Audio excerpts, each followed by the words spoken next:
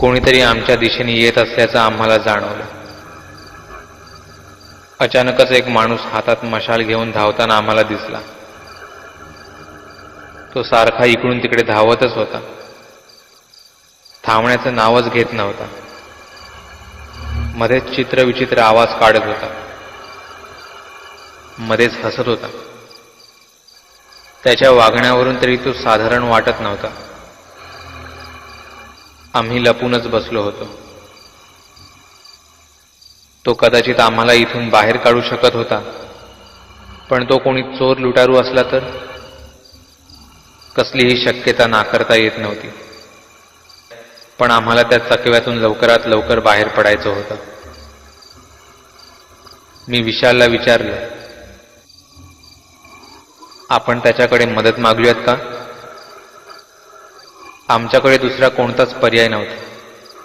विशालने सुद्धा होकारार्थी मान डोलावली. मी पूर्ण धीर एकवटून पुढे सरसावलो. मी त्याला हाक मारणार इतक्यातच माझा हात कोणीतरी धरला. माझ्या हाताला झालेले ते थंड स्पर्श माझ्या अंगावर अक्षरशः शहारे आणून गेले. ते एक भूत आहे. त्याला अजिबात हाक मारू नकोस. एका बाईचा खोल आवाज माझ्या कानी पडला.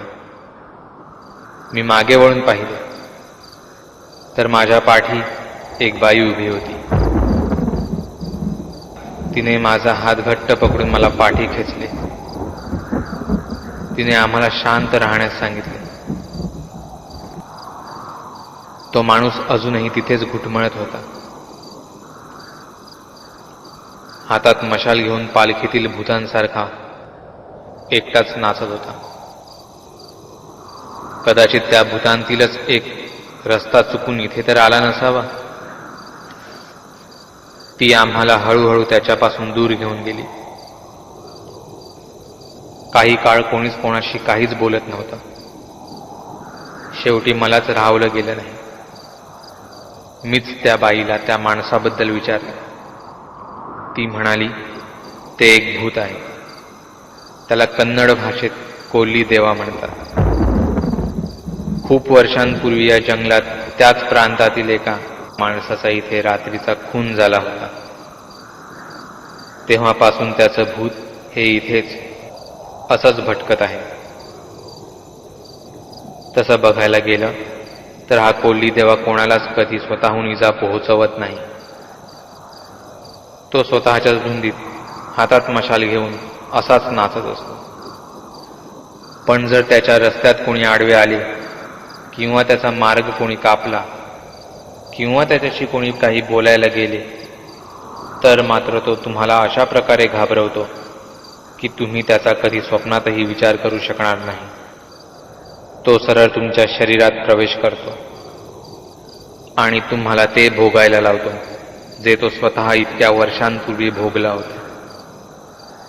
तो त्या व्यक्तीला आधी आजारी पाडतो, मग तो त्याच्या शरीरातून बाहेर पडतो आणि त्या माणसाचा तो खून करतो. हे सगळं ऐकायलाच किती भयानक होतं. ती बाई आम्हाला इतक्या रात्री त्या भूताची गोष्ट सांगत होती आणि ते ऐकून का कुणास ठाऊक, पण आमचे सर्वांचेच डोळे आपोआपच जड होऊ लागले होते. ती बोलत असताना तिच्या तोंडून ऐकू येणारे तिच्या दातांचे कडकड आवाज आम्हाला धडकीच भरत होते. तो हातात मशाल घेऊन धावणारा भूत होता हे त्याच्या वागण्यातून दिसत होतेच, पण ही बाई नक्की कोण होती आणि ती आम्हाला या चकव्यातून बाहेर काढणार होती का? पाहण्यासाठी सबस्क्राईब करा. बागुलबुवा.